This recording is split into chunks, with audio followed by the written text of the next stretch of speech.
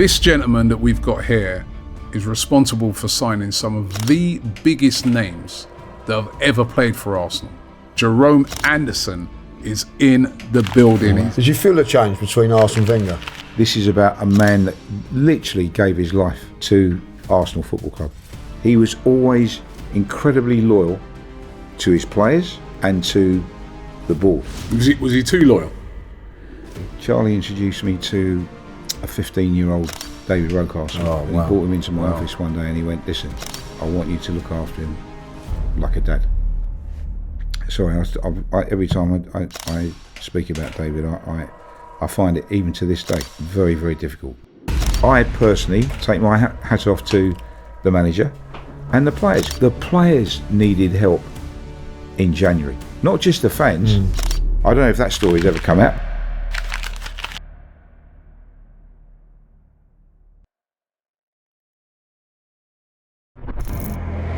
AFTV Transfer Daily, a show that keeps you up to date. Your players will be linked with a transfer move to Arsenal.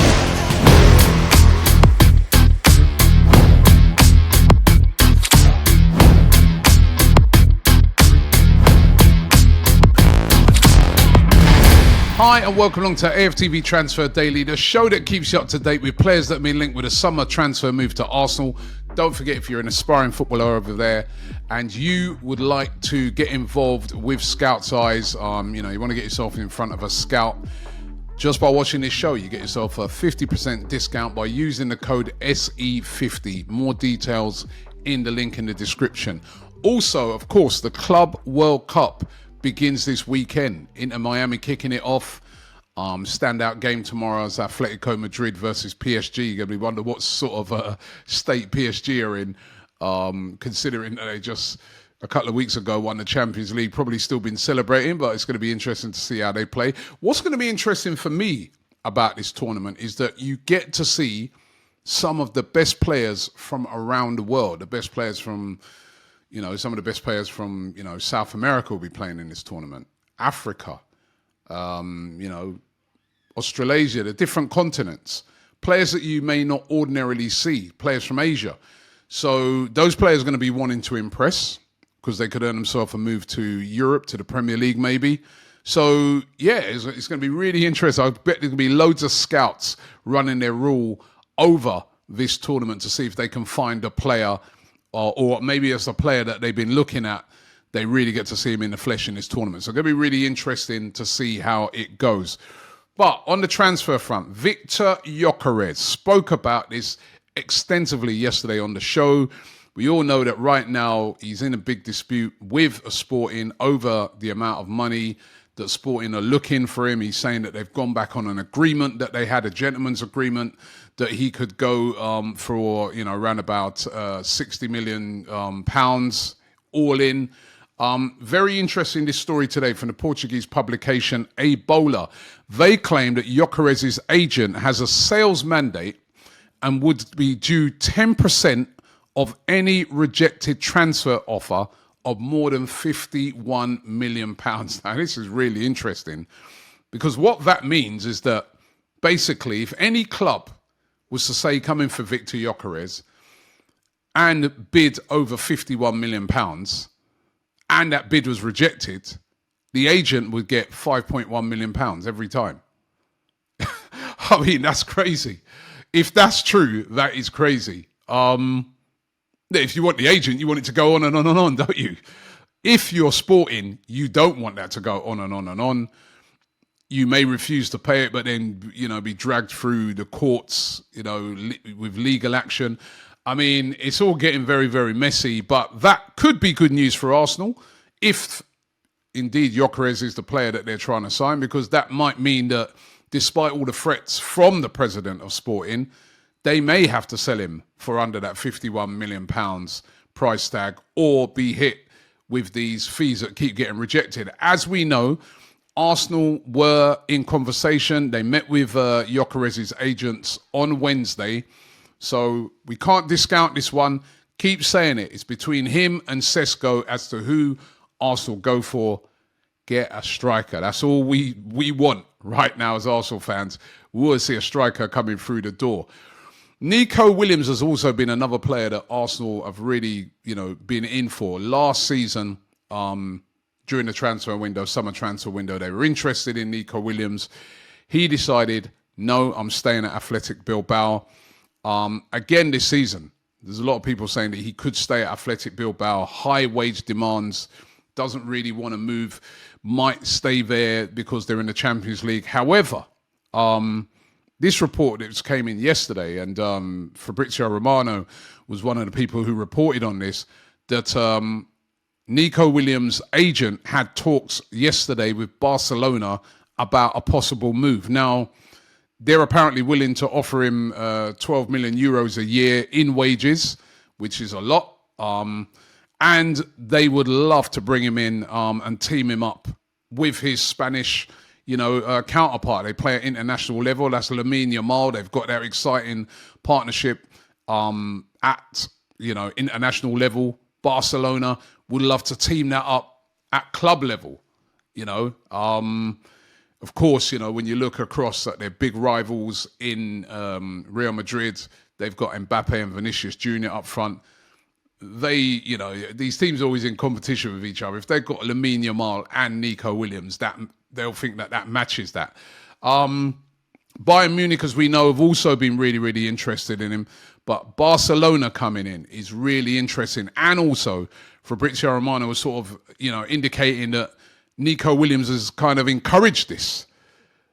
Now, this is bad news for Arsenal because, Arsenal, according to David Ornstein, still have Nico Williams as a high priority signing this transfer window if they can get it done. But just like last summer, it's Barcelona that are right at the front of the queue. Barcelona are right at the front of the queue. Last summer, looked like he's possibly going to go, choose them over Arsenal. Ended up staying at Bilbao. Could still stay at Bilbao this season as well. But right now, Barcelona, with that move yesterday, seem to be in the driving seat. How serious are Arsenal about getting Nico Williams? Will they go in and try and make an offer or make a bid or, at least talk to his agents as well to try and persuade him to come to Arsenal? One to watch. Kenan Yildiz seems to be an alternative for Arsenal if they can't get Nico Williams. Again, he had a great season last year, 10 goals and 6 assists in all competitions. Really was a shining light for Juventus, really an emerging talent. Breakout season for him. Left winger who can also operate on the right wing as well, so he's versatile in that way, and was one of the best wingers in Serie A last season. Arsenal said to be showing a lot of interest in him. Juve, however, would demand a very high price for him. They want around about 90 million euros, is the rumour of what they value him at. That's 76 million pounds for a player that's basically had one good season so far. Would be a big risk. But, he is being linked with a move to Arsenal today, as is this player that's been linked many a times over the last couple of seasons. Johan Bakayoko. This will please Cecil. He loves this player. Of PSV, electric, lightning quick. Predominantly plays as a right winger. And Arsenal have been linked with him a few times over the last couple of years. However, could be, when I think about it, it was last season. He could have went to Brentford for 30. I think Brentford offered to buy him for 37 million pounds. No, it was the season before. 37 million pounds, and that bid was accepted by PSV. Bakayoko turned it down and stayed at PSV. He didn't want to go to Brentford. 37 million pounds. Now check this out. Now available, is what a lot of the rumours are saying, for 17 million pounds. That's a drop of 20 million.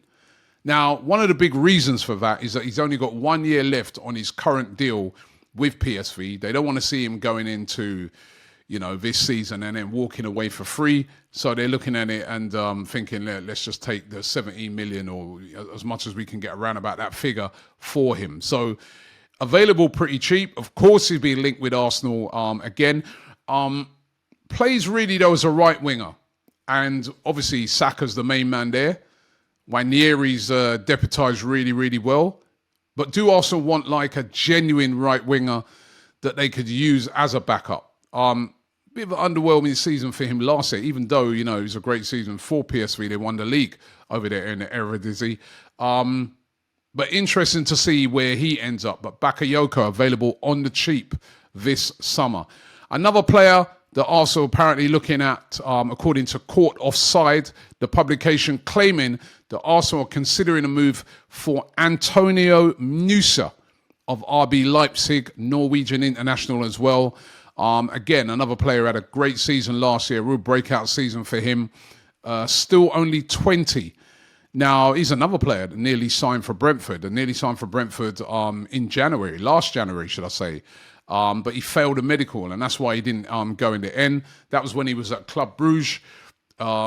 He's joined RB Leipzig and has had a good season for them, become a regular Norwegian international player, and it's rumoured that Arsenal have been discussing him whilst they've been in talks over Sesko with RB Leipzig. So contract till 2029, so he's a long-term contract. They'd want a decent amount of money for him as well, even above that valuation that you see there. But going to be interesting to see if he still stays put this summer. Of course, Arsenal looking at lots of left-wing options. I look at him, he's very young though, a very young player. Is that what Arsenal want to bring in? You already got Martinelli there.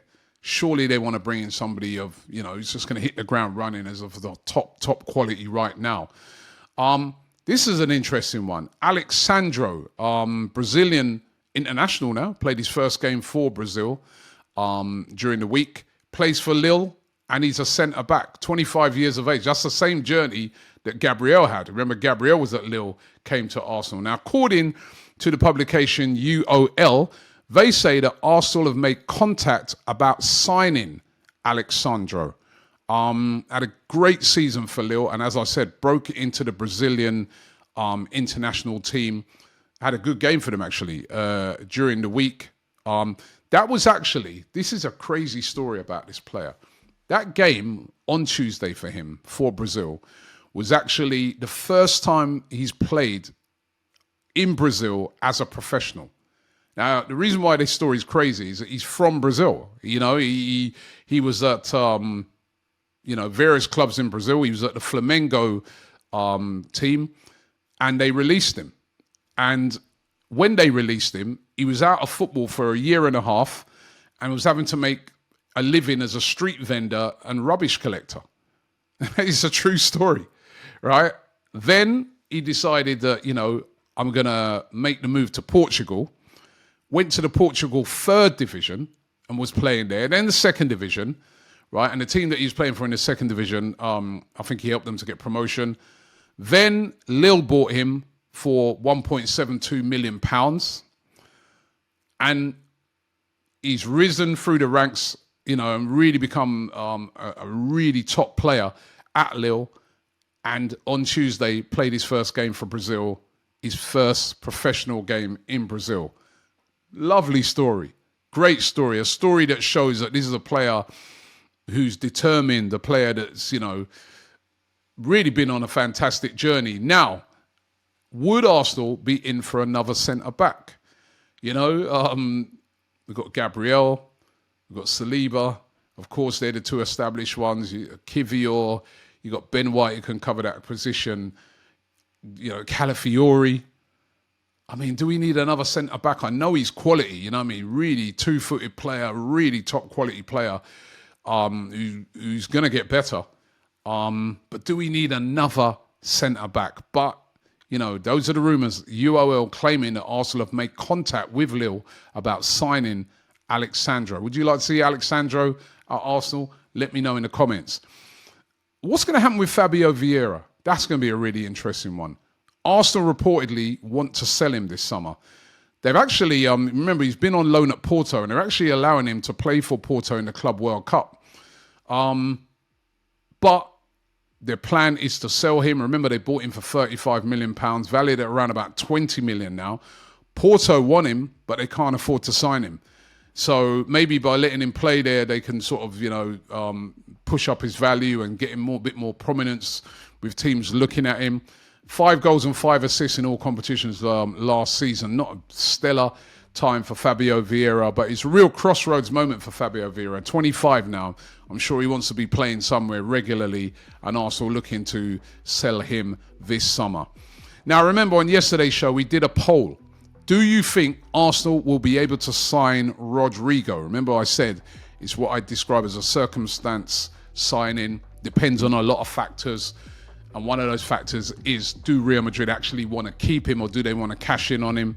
62%, I'm surprised by this. 62% of you said yes, you do feel we'll sign him. 38% said no. 62%, that's high. So you guys got a lot of confidence in this deal happening. I think a lot of things need to happen for it to take place. But let's hope the 62% are right. But 62% of you saying that you do think Arsenal will sign Rodrigo this summer. It would be a real statement signing if they could get that done. Listen, thanks for watching the show today. Don't forget we're here every single day. We'll be keeping an eye on that Club World Cup, see if there's any stars emerging from that as well. But thanks for watching. Don't forget to subscribe so you don't miss anything. And I will see you tomorrow.